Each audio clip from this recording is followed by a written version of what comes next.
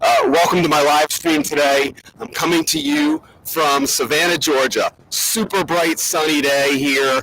A little humid, but we're having a good time here in Savannah. So I was here for the Driving Force conference, and we just finished an hour-and-a-half workshop, which was great, talking about how to resolve lawsuits.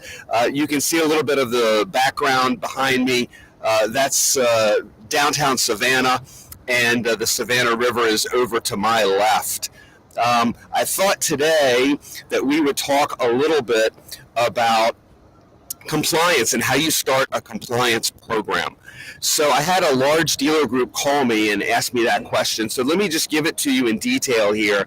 And I hope this is super helpful to you because I get to ask this question a lot. So the first thing is that no matter whether you're one store or 50 stores, it's really all the same. It's just done on a different scale. So the first thing to do is to commit to compliance through a compliance charter.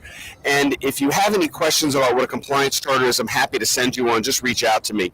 But essentially, a compliance charter is a document that's signed by your board of directors. And what it says is that you're appointing a compliance officer. So you appoint one person as that compliance officer, and then they're responsible for the governance, the risk, and compliance for the entire dealership or dealership group. So, but you're putting it in writing. In case a regulator ever comes to examine your compliance management system or CMS, that's a document that you'll need to show them that you've committed in writing to make sure that you have a compliance program, it's a robust one, and that you're committed to it. So the first thing to do is to sign that compliance charter. The second thing to do is to appoint somebody as the compliance officer. So who is going to be in charge of that compliance program? And that person has to report directly to the board or directly to the owner or owners. And the compliance officer should also be able to have the responsibility to carry out those tasks. So you can't have a compliance officer who doesn't have the authority to get anything done. So once you have this compliance officer, the way to start a compliance program is simply taking the first step and starting. And when I say you start with one law, one rule, one regulation, and you examine that. The compliance officer should see how the dealership is handling that one particular function. One of the first ones I like to start with, as when I talked to the group of CPAs this morning, the Driving Force CPAs, one of the first ones I like to start with is the IRS 8300 cash reporting rule, because I find that so many dealerships are not doing this right, and here's what I mean. So and you can talk to your cashier and find out if this is being done right. It's a 5-minute conversation. So you go to the cashier and you say, tell me if I hand you a personal check, how do you receipt that? And they're going to say, personal check. They're going to go in and say, here's how I receipt it. Say, well, if I give you a cashier's check, how do you receipt that? If it's receipted as the same way that a personal check is done, then you know the 8300 compliance is not being handled in a robust and proper way, because the only way for the accounting office to check to see if there is if there is auditing, and if you are checking behind the billing department and checking to make sure that not more than 10,000 of cash has come in, either in one transaction or two within a 12-month period, is to check the accounting records and run reports to make sure that those receipts show up. So if the receipts are showing up all under check, you're not going to be able to differentiate between whether it's a traveler's check, cashier's check, or a personal check. And as you know, from an 8300 perspective, it's important to designate the differences between those. So let's say you take this as your first thing. You go check a number of deals. You find out what's being done wrong. Then you document it and you report it to the owner so they know that it's not being done right. You retrain everybody, so remediate and correct, and then document and advise. And by doing that, you're fulfilling your function as a compliance officer. So You do that if you've got 45 stores.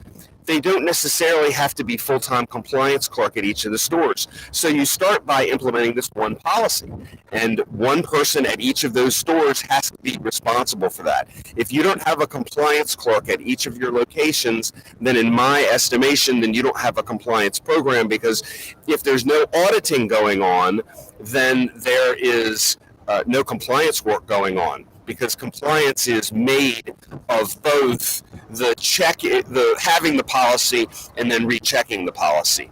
So no matter how many stores you have, if you've got 50 stores or 45 stores, you need a clerk at each of those checking on this and then reporting back to whoever the compliance manager is. Now, there are a lot of ways to do that. You can do that by Excel spreadsheet. You can do it by email, but somehow that information has to be collated so that it's cohesive and you can tell what's going on in the entire organization. And so if you don't want to use an Excel spreadsheet for this, or project management software is another option like Monday or Smartsheet, then there is what's called governance, risk, and compliance software, or GRC software. And governance, risk, and compliance software centralizes this function into one place so that all of the different locations reporting in are reporting into the same place. So you don't have spreadsheets going back and forth, and it's really to handle compliance. So that's how you start. The second month, you get another policy. The third month, another one. But the fourth month, another one. But as you're doing each of these, you've got to make sure that when you're in the fourth or the fifth or the sixth month, that the compliance clerk at that location is still checking on month 1, month 2, month 3, and month 4. So over a period of time, you will quickly get your hands around all that there is to do and to know about what's going on at the different locations. And it's important to look at all of the compliance obligations, federal, state, your website. That's something that I see. Most dealership websites are not compliant. So there's advertising violations, and the problem there is that there's a potentiality for class action liability. Class action liability is where you've made the same mistake over and over and over, and a plaintiff lawyer can sue you on behalf of all of the people who you made that mistake for. And a lot of insurance policies don't necessarily cover some of the perils that can happen. Now, truth in lending and truth in leasing, which a lot of website violations typically are covered, but they have a cap on them. Some insurance companies have a cap of $1 million. So you'd want to check that too. Check your insurance policies and see if you have truth in lending or truth in leasing coverage.